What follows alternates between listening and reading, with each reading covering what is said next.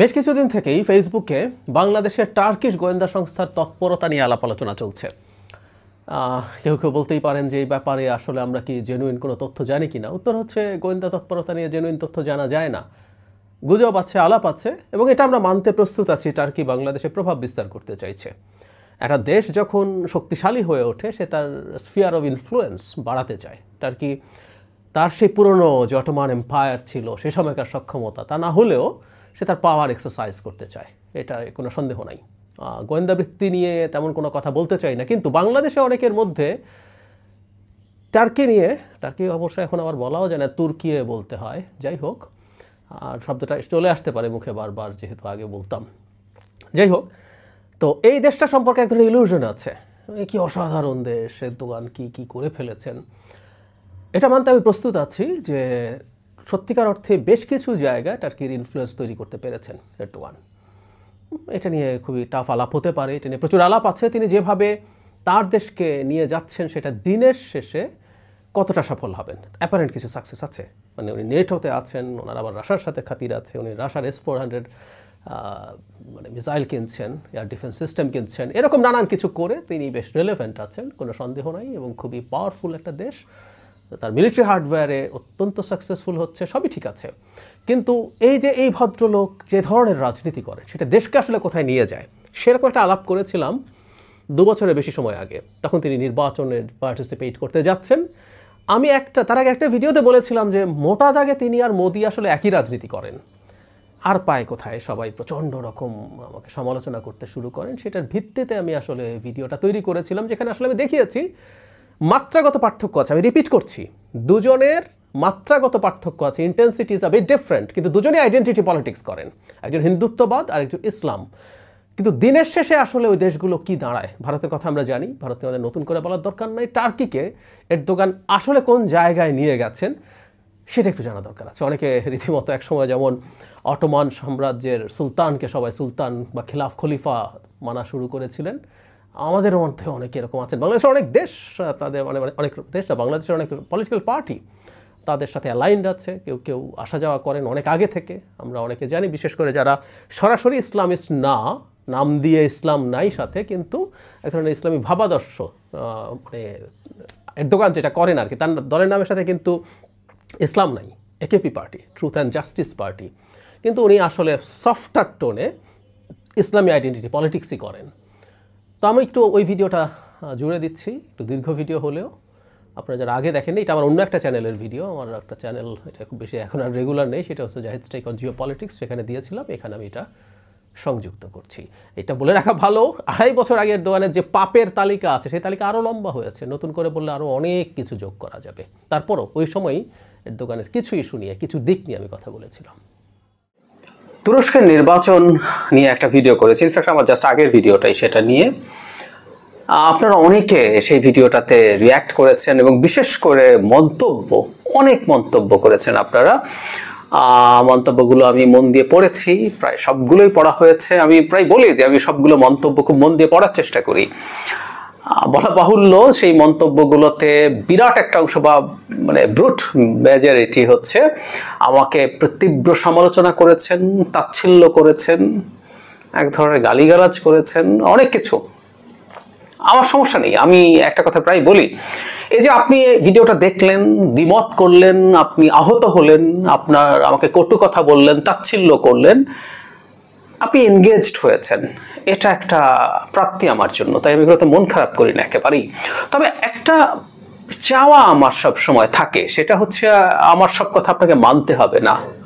নিশ্চিতভাবেই আপনার, আমরা বলি না, অ্যাগ্রি টু ডিসঅ্যাগ্রি, আমি অ্যাগ্রি টু ডিসঅ্যাগ্রি, আপনাদের দ্বিমতের ব্যাপারে আমি অ্যাগ্রি করছি। সুতরাং আপনি দ্বিমত করবেন এবং সম্ভব হলে একটু যুক্তি দিয়ে বলা, আপনি কেন এটা বলছেন, কিসের পক্ষে বলছেন, তা না করে যদি স্ট্রেইট অ্যাওয়ে কতগুলো তাচ্ছিল্য করেন, আপনাকে আরও পড়তে হবে, আপনি কিছুই জানেন না।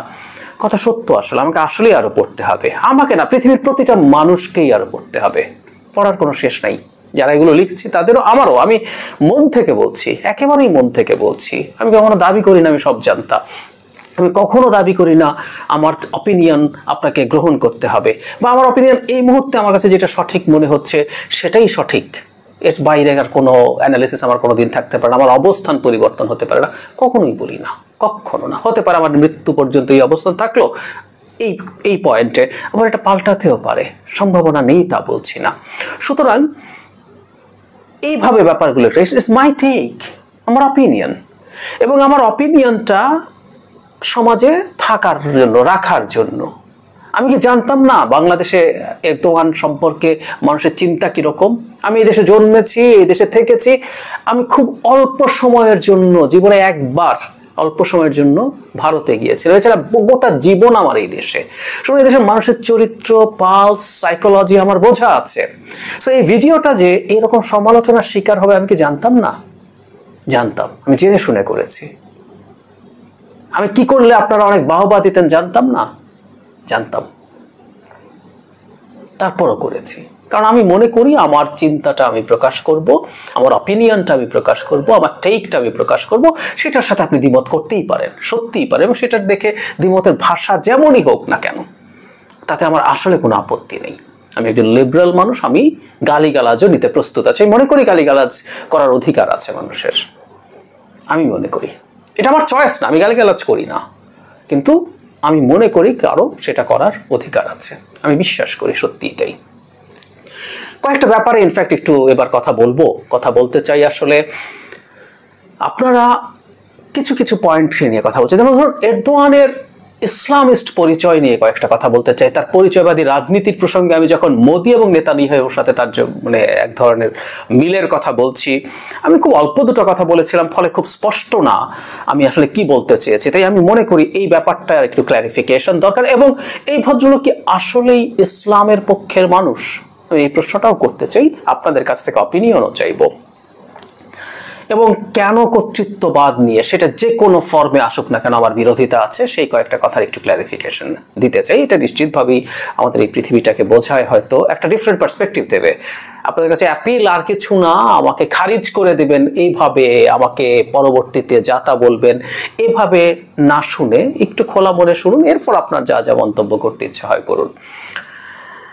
মোদির সাথে এরদোয়ানের তুলনা কেন, ডিফারেন্সটা কি আছে আমি পরে আসছি। আমি তার আগে ভারতের একজন সাবেক প্রধানমন্ত্রী, এখন মোদির সাথে তুলনা করছি অটল বিহারী বাজপেয়ীর সাথে।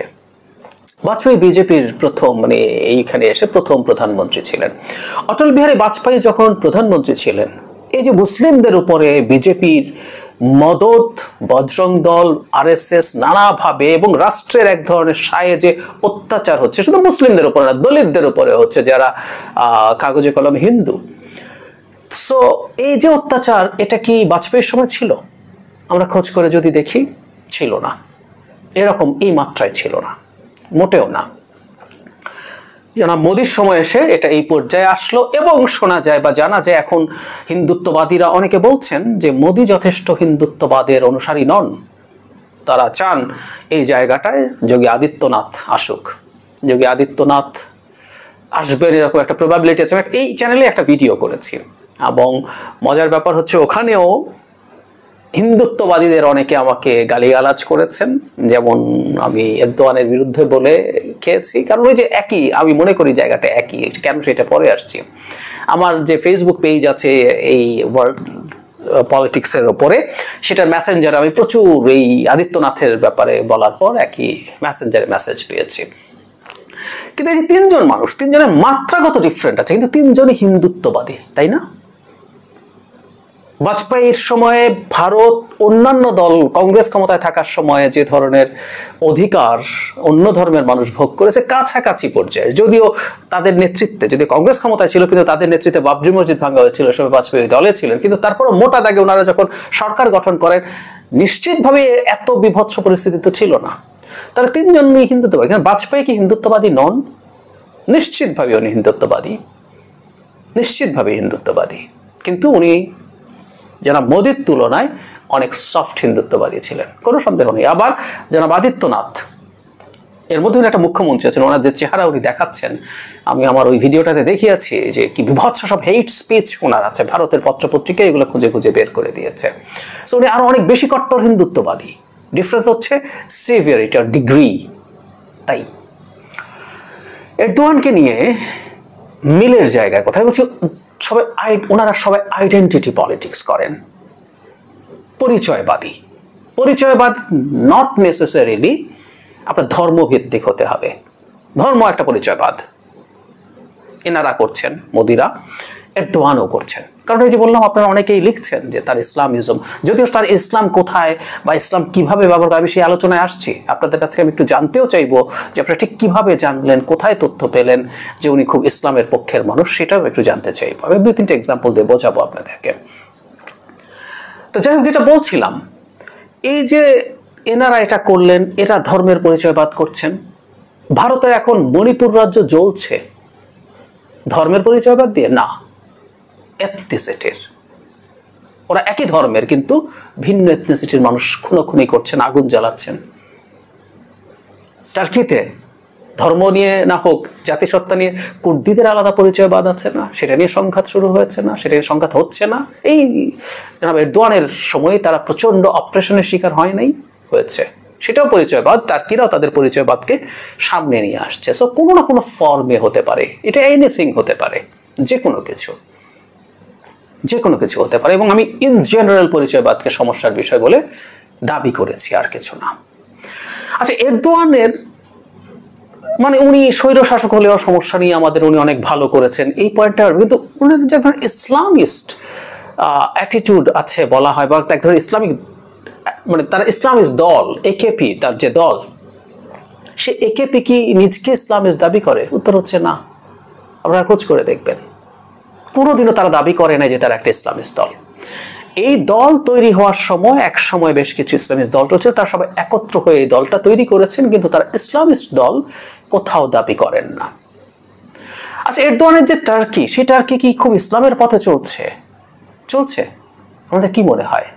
আজকে উনি ক্ষমতায় আছেন 20 বছর, যথেষ্টের বেশি সময় ইসলামিক ট্রান্সফরমেশন যদি উনি করতে চাইতেন, এই দেশটাকে করতে পারতেন, করেছেন। বাংলাদেশে আপনি যদি মদ খেতে চান, কাগজে কলমে আপনার নিজের একটা লাইসেন্স নিতে হবে, একটা অনুমতিপত্র নিতে হবে। বিক্রি করতে তো বটেই, অনুমতিপত্র নিতে হবে। সো বারে যারা গিয়ে মদ খাচ্ছেন, চাইলে যাদেরকে ওই অনুমতিপত্র নেই তাদেরকে পুলিশ ধরে নিয়ে যেতে পারে, সত্যি পারে। লিগালি ব্যাপারটা বাংলাদেশে এতটাই রেস্ট্রিক্টেড। টার্কিতে কি তাই কি? মোটেও না। ওখানে মদ বিক্রি লাইসেন্স লাগবে, কিন্তু যে কেউ খেতে পারেন। বয়সের রেস্ট্রিকশন আছে, সেটা ঠিক আছে, ড্রাইভিং এর সময় আর যা আছে। উনি কি মদ নিষেধ করেছেন? করেননি তো। মদ নিষেধ করা যেত তো, ইসলামিক রাষ্ট্র উনি করতে চান, উনি খুব ইসলামিস্ট, হারাম জিনিস মদ, কেন করেননি? বাংলাদেশে পতিতাবৃত্তি সাংবিধানিকভাবে নিষিদ্ধ। আমাদের বৈধ কোনো পতিতাবৃত্তি নাই আসলে কাগজে কলমে আমাদের সংবিধানে। টার্কিতে তো লিগালি বৈধ, প্রচুর ব্রথেল আছে, এখনো আছে, এই 20 বছর ধরে আছে। ভীষণ ইসলামিস্ট একটা শাসক, তারা এই পতিতাবৃত্তিকে পুনর্বাসনের মাধ্যমে শেষ করতে পারতেন। ইসলামের দৃষ্টিতে পতিতাবৃত্তির মতো বিভৎস কিছু তো খুব কমই আছে, তাই না? আরেকটা পয়েন্ট যোগ করে, যেটা ইসলামের দৃষ্টিতে বিভৎসতম অপরাধগুলোর একটা, মানে সুদ। কোরআনে আছে এবং হাদিস, সহিহ হাদিস আছে এরকম, রাসূলুল্লাহ বলছেন সুদের 70টা ধরন আছে। উনি ধরনের এক্সপ্লেনেশন দেন নাই। তার মধ্যে সবচেয়ে কম খারাপটা হচ্ছে নিজের মায়ের সাথে জেনা করা। ইসলামিক শরিয়ার যে ব্যাংক আছে, সেগুলো ইসলামী ব্যাংক কিনা, সেগুলো শরিয়া মাতে কিনা, ডিবেট আছে, আমি ডিবেট সরিয়ে রাখি। টার্কি থেকে ওনার সময় সব ব্যাংক ইসলামী ব্যাংকে ট্রান্সফর্ম হয়েছে। যদি তার তর্কের খাতিরে ধরে নেই যে ইসলামী ব্যাংকিংটা সহি ইসলাম। সুদের হার কমানো নিয়ে আমি বলেছিলাম গত ভিডিওতে যে প্রচুর সুদের হার বাড়ানোর কথা ছিল, যেহেতু প্রচুর ইনফ্লেশন, উনি উল্টো করছেন, সুদের হার কমাচ্ছেন। এবং উনি ওখানে কিন্তু খুব মজার ব্যাপার, একটা ইসলামিক সুরসুরি দেন। উনি বলেন যে সুদ ইসলামে হারাম, উনি কমাচ্ছেন। আচ্ছা, সুদ কি কমানোর কথা ইসলামে, নাকি নিষিদ্ধ করার কথা? কি অগ্রগতি করে? পুরো সুদ ভিত্তিক যে ব্যবস্থা ছিল হুবহু তাই আছে, কিন্তু দেখুন সুরসুরিটা দেন। ওনার ইসলাম ব্যাপারটা এইরকম। সুইডেনে কোরআন পুড়িয়েছে, তীব্র প্রতিক্রিয়া দেখিয়েছেন। আমি বলছি এটা কেন? আচ্ছা, সরিয়ে রাখি, একটা দেশ যখন কর্তৃত্ব পরায়ণ, আমরা ধরে নিচ্ছি এটা গণতন্ত্র খারাপ হবে। এখন এই গণতান্ত্রিক প্রসেসে ওনাকে হাইব্রিড রেজিম, মানে আমাদের ইকোনমিক্স ইআইইউ যেটা ইন্টেলিজেন্স ইউনিট, তারা গণতন্ত্রের সূচক করে। আমরা যেমন হাইব্রিড, ওরা হাইব্রিড, এবং অনেকের কাছে অবাক লাগবে ওদের স্কোর আমাদের চাইতে কম। এটা খালি নির্বাচন না, আমাদের নির্বাচনে ডাকাতি আছে, এছাড়া আরো অনেকগুলো রাইটের হিসাব করা হয়। ওদের মত প্রকাশের স্বাধীনতা আমাদের চাইতে পেছনে। আমরা এবার 163 হয়েছে, ওরা 165 হয়েছে। আমরা অনেকে মেনে নেই যে উনি কর্তৃত্ব পরায়ণ, কিন্তু অসাধারণভাবে দেশ গড়ছেন। দুর্নীতির কি অবস্থা খেয়াল করুন। গত 10 বছরে ধারাবাহিকভাবে তাদের ট্রান্সপারেন্সি ইন্টারন্যাশনালের যে দুর্নীতির ধারণা সূচক, সেটায় কমতে কমতে এখন তারা কোথায় এসছেন? লাস্ট যে রিপোর্ট, তাতে তারা 36 পেয়েছেন এবং তাদের অবস্থান 101। এবং গ্রাফটা দেখুন, গ্র্যাজুয়াল ডিক্লাইন।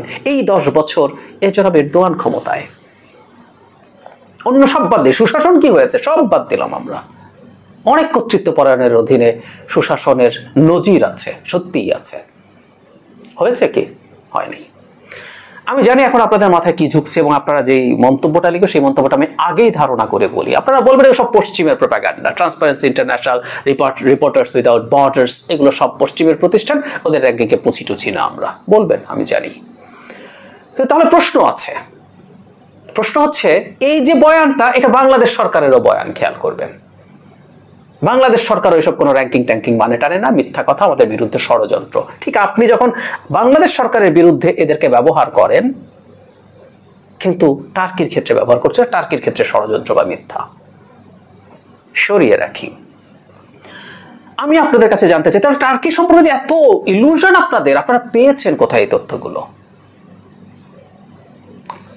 কোথায় পেয়েছেন? তার কি টিআরটি আছে? আপনি কি তাহলে টার্কির সংবাদ মাধ্যমকে বিশ্বাস করেন? আপনি পশ্চিমকে বিশ্বাস করেন, পশ্চিম ষড়যন্ত্র করছে এরদোয়ানের বিরুদ্ধে, আপনি কি টার্কির সংবাদ মাধ্যমকে বিশ্বাস করেন? তাহলে আপনি তথ্য পেলেন কোথায়? আমি এটা একটু জানতে চাই। টার্কিতে কেউ আছে, কেউ ওখানে বাংলাদেশি কোন সাংবাদিক আছে, কি কি যেন লিখেছেন সবাই। কোন একজন সাংবাদিক ওখানে থাকবেন, কেউ একজন ওখানে আছেন, তার বায়াস থাকতে পারে, খুব সম্ভব। এমনকি মেইন স্ট্রিমের সাংবাদিক, আমি একটা উদাহরণ দেই, বাংলাদেশে 71 টিভি আর সময় টিভির সাংবাদিক দিয়ে যদি আপনি শোনান যে বাংলাদেশ সরকার কেমন, অসাধারণ সব জবাব পাবেন। তো ওই জবাব দেখে আপনি বলে দেবেন এই সরকার অসাধারণভাবে দেশ চালাচ্ছে। মানে আমি জানতে চাইছি যে এরদোয়ান একজন মহান অসাধারণ শাসক, এই তথ্যটা আপনারা পেয়েছেন কোথায়, কিসের ভিত্তিতে? এটা হচ্ছে কর্তৃত্ববাদীদের একটা ভয়ঙ্কর নেগেটিভ চক্র। ওনারা ওনাদের ক্ষমতাকে কুক্ষিগত করার জন্য গণমাধ্যমকে ধ্বংস করে ফেলেন।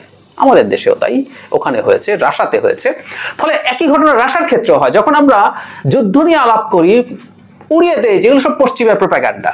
তো আপনি যে এটার পক্ষে দাঁড়ান, কেউ যদি রাশার পক্ষে দাঁড়ায়, আমি আরেক গালি খেয়েছি এই রাশা ইউক্রেন যুদ্ধ নিয়ে, কারণ আমি ব্যক্তিগতভাবে খুব স্ট্রংলি আগ্রাসনের বিরোধী। তো আপনি যে রাশার কথাগুলো মিথ্যা বলছেন, কিসের ভিত্তিতে বলছেন? রাশার আর্টিকে বিশ্বাস করছেন কি আসলে? না, করছেন না। তো তাহলে আমি জানতে চাই এই সোর্সটা কোথায়? হতে পারে আমি আপনার সাথে দ্বিমত করছি না, পশ্চিম এক্সাজারেট করতে পারে, পশ্চিম এরদোয়ানকে পছন্দ করে না, মানি। তারপরে যতটুকু তথ্য আমরা পেতে পারি সেটা তো এই জায়গা থেকে। আর কেউ জনপ্রিয় থাকা মানে হচ্ছে দেশের ভালো, তা কিন্তু না।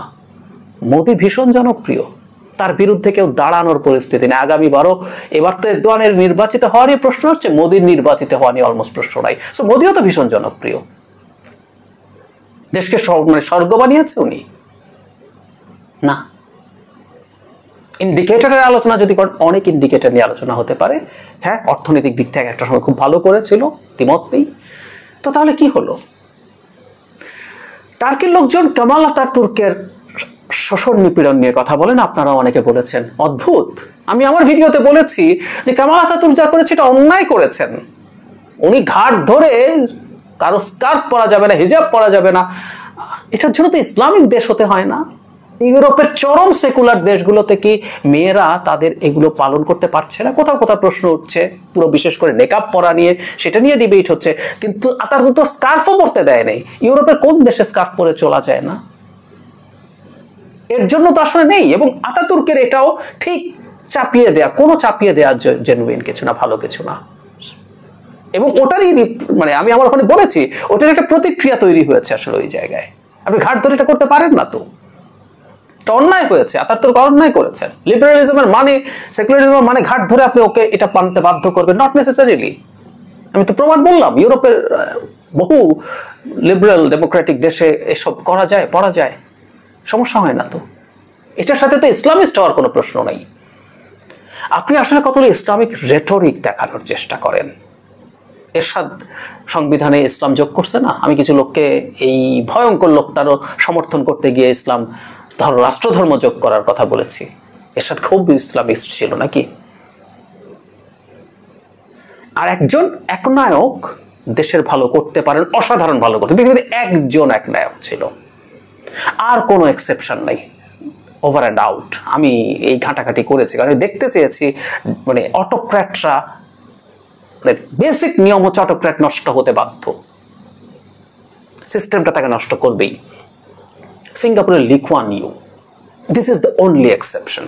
সিঙ্গাপুর উনি চলে যাওয়ার পর এখনো মোটামুটি চলছে, কিন্তু ঝামেলা শুরু হয়ে গেছে। তার সন্তান আর তার আরেক ছেলের, তার নাতি, এরা কি করছে খোঁজ করে দেখবেন, এবং তাদের মধ্যে এই দুর্নীতির আওয়াজ শুরু হয়ে গেছে। লি কুয়ান ইউ একমাত্র চরম ডিক্টেটর ছিলেন পৃথিবীর ইতিহাসে, আমি আর দ্বিতীয় জনকে ওভাবে খুঁজে পাই না যার বিরুদ্ধে আপনি সিঙ্গাপুরে দেখবেন ওই দেশটাকে গড়া, দুর্নীতি সরিয়ে ফেলা, উনি কর্তৃত্ব পরায়ণ ছিলেন, কিন্তু ওই জায়গাগুলো উনি কম্প্রোমাইজ করেন নাই।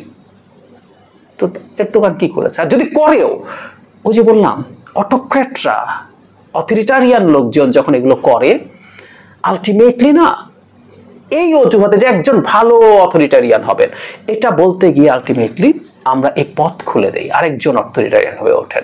That's the main problem. আজকে মোদীকে, আজকে আদিত্যনাথকে বা ভারতের পরিচয়বাদী রাজনীতিকে আমরা যদি কেউ ঘৃণা করি, সেটা হচ্ছে ওটা আমার পরিচয়বাদ। আপনি মনে করছেন যে আমি যদি ইসলামিস্ট, আমার সাথে সংঘাত হয়, তার জায়গায় দাঁড়ালে কিন্তু সেও ঠিক তার মেজরিটির জন্য একই রাজনীতি করছে। সমস্যা কেন তাহলে? আপনি দাবি করছেন যিনি ইসলামিস্ট, যে ইসলাম সঠিক ধর্ম, সঠিক নিয়ম, যারা ইসলামে বিশ্বাসী সবাই তাই মনে করেন, সো এটাই করব এবং এটাই হতে হবে। আরেকজন তার ধর্ম সম্পর্কে, এতে না সংঘাতের জায়গা তৈরি হয় ভীষণভাবে। আমরা কোন যুক্তিতে তাহলে ভারতের পরিচয়বাদী রাজনীতিকে ডিনাই করব যদি আমি একটা এই পরিচয়বাদী রাজনীতিকে সমর্থন করি? আমি ওই জায়গায় বলছি, অবশ্যই এরদোয়ান মোদির মতো এতটা এক্সট্রিম আইডেন্টিটি পলিটিক্স করেন না, মাত্রাগত বিরাট পার্থক্য আছে, আমি দ্বিমত করছি না, কিন্তু একই জায়গায় মিল যেটা, সেটা হচ্ছে তারা দুজনই পরিচয়বাদী রাজনীতি করেন। যখন আপনি পরিচয়বাদী রাজনীতি করেন, তখন আপনি আসলে অন্য মানুষগুলোকে ছোট করে ফেলেন, অন্য মানুষগুলোর অধিকারকে ছোট করে ফেলেন, তাই হয়। এবং আপনি যখন কর্তৃত্ব পরায়ণ হয়ে ওঠেন, একটা সময় দেশের 12টা বাজতে থাকে।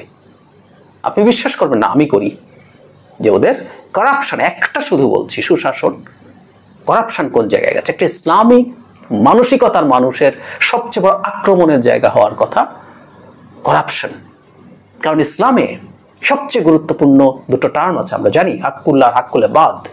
হাক্কুল্লাহ হচ্ছে গডের, আল্লাহর প্রতি মানুষের যে, আল্লাহর যে অধিকার মানুষের প্রতি, নামাজ পড়া, রোজা রাখা। আর হাক্কুলে বাদ বান্দার হক। আল্লাহ নিজে বলছেন এটা উনি মাফ করতে পারেন না, বান্দা যদি মাফ না করে। প্রত্যেকটা দুর্নীতি আসলে বান্দার হক নষ্ট করা, হাক্কুলে বাদ। ওটার বিরুদ্ধে শক্ত অবস্থান নেওয়ার কথা ছিল, তার সময় এটা বাড়ে। আপনি অবিশ্বাস করতে পারেন, কারণ আমরা আসলে আমাদের নিজস্ব একটা ইকো চেম্বারে থাকতে পছন্দ করি। আমরা যা বিশ্বাস করি সেটার পক্ষের কথাগুলো নেই, যা বিশ্বাস করি তার বিরুদ্ধের কথাগুলো নিতে প্রস্তুত না। আমার কথাও নিতে হবে না, আমার জাস্ট কিছু ডিফারেন্ট পয়েন্ট অফ ভিউ আপনাদেরকে বলার কথা ছিল, বললাম। আপনারা যেভাবে ইচ্ছে আমার সাথে প্রতিক্রিয়া দেখাতে পারেন, মন থেকেই বলছি, সত্যিকার অর্থেই মন থেকেই বলছি। তবে ওই আমরা একই দেশের মানুষ, তো আমরা একই মানুষ, আমরা আমাদের মধ্যে তর্ক বিতর্ক করবো, এবং বহুদিন হবে যে ভীষণ তর্ক বিতর্ক করেও শেষ হবে না। এই যে আপনি এরদোয়ানের বিরুদ্ধে কথা বলছেন না, এতে আমার সমস্যা নেই, কিন্তু আমি এরদোয়ানের বিপক্ষে থাকলাম, এটা একসেপ্ট করতে নিতে শেখা। সব তর্ক বিতর্কের পরও আপনার মনে হতে পারে যে আমি ইললজিক্যালি তার বিরুদ্ধে আছি, হতে পারে, তো হতে পারে। আমি ওই স্পেসটা চাই, একটা ডেমোক্রেটিক লিবারেল সোসাইটির কথা আমি এই জন্য বলি, যে সহাবস্থানটা চাই। সবাইকে একরকম করে ফেলার চেষ্টা ঘাট ধরে আদতে ভালো ফল দেয় না, সত্যিই দেয় না। অজস্র উদাহরণ আছে। আইডেন্টিটি পলিটিক্স এর একটু ডিটেইলড কথা বলবো, এটা ঝুঁকিটা কোথায়, কেন এটা আলটিমেটলি সমাজের ফেব্রিক নষ্ট করে দেয়।